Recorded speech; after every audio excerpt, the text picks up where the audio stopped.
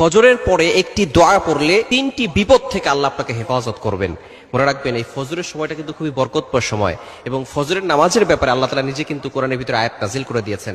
ফজরের নামাজ অনেকে পড়তে চায় না এবং ফজরের পরে কিন্তু বরকত আসে ঘরের ভিতরে। যারা ফজরের সময় ঘুমিয়ে থাকে, এই ফেরেশতারা যে বরকতগুলো নিয়ে আসে, সেই বরকতগুলো সেখান থেকে উঠিয়ে তারা সেটা রিজিকটা যে পশু আছে, প্রাণী আছে, তাদের মাঝে সেটা বিলীন করে দেয়। সুতরাং ফজরের সময় কখনো ঘুমাবেন না, ফজরের নামাজ মাস্ট বি পড়বেন। এবং এই ফজরের সময়ের ব্যাপারে আল্লাহ পাক রব্বুল আলামিনের কাছে নবী সাল্লাল্লাহু আলাইহি ওয়াসাল্লাম দোয়া করেছেন, আল্লাহুম্মা বারিক লি উম্মতি ফি বুকুরিহা, আয় আল্লাহ আমার উম্মতের সকালটা তুমি বরকতময় করে দাও। এটা নবী সাল্লাল্লাহু আলাইহি ওয়াসাল্লাম নিজেই দোয়া করেছেন, আল্লাহ তাআলা সেই দোয়া কবুল করেছেন।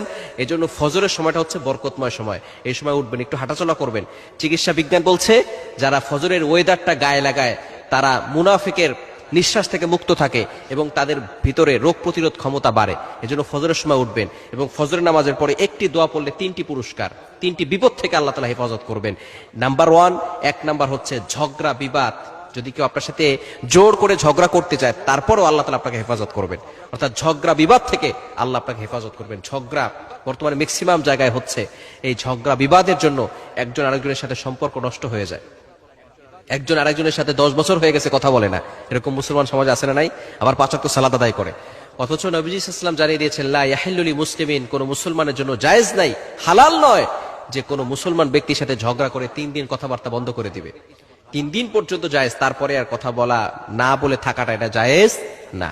এজন্য কথা বলবেন, ঝগড়া বিবাদ থেকে বাঁচার জন্য এই দোয়াটা পড়বেন। দ্বিতীয় নাম্বার হচ্ছে মুনাফিকের লিস্ট থেকে আপনার নামটাকে কেটে দেওয়া হবে। মুনাফিক যাদেরকে আল্লাহ পাক রব্বুল আলামিন সূরা নিসার ভিতরে বলে দিয়েছেন, ইন্নাল মুনাফিকিনা ফি দারকিল আসফালি মিনান নার, মুনাফিকদেরকে আল্লাহ পাক রব্বুল আলামিন একেবারে জাহান্নামের তলদেশে নিক্ষেপ করবে। সুতরাং মুনাফিক থেকে আল্লাহ তাআলা আপনাকে হেফাজত করবেন। এবং 3 নাম্বার হচ্ছে খারাপ চরিত্র থেকে আল্লাহ আপনাকে হেফাজত করবেন। খারাপ চরিত্র থেকে আল্লাহ হেফাজত করবেন। চরিত্র হচ্ছে খুবই দামি জিনিস। দোয়াটি হচ্ছে, আল্লাহুম্মা ইন্নী আউযু বিকা মিনাশ শিকাকি ওয়ান নিফাকি ওয়া সুইল আখলাক। খুবই চমৎকার একটি দোয়া না?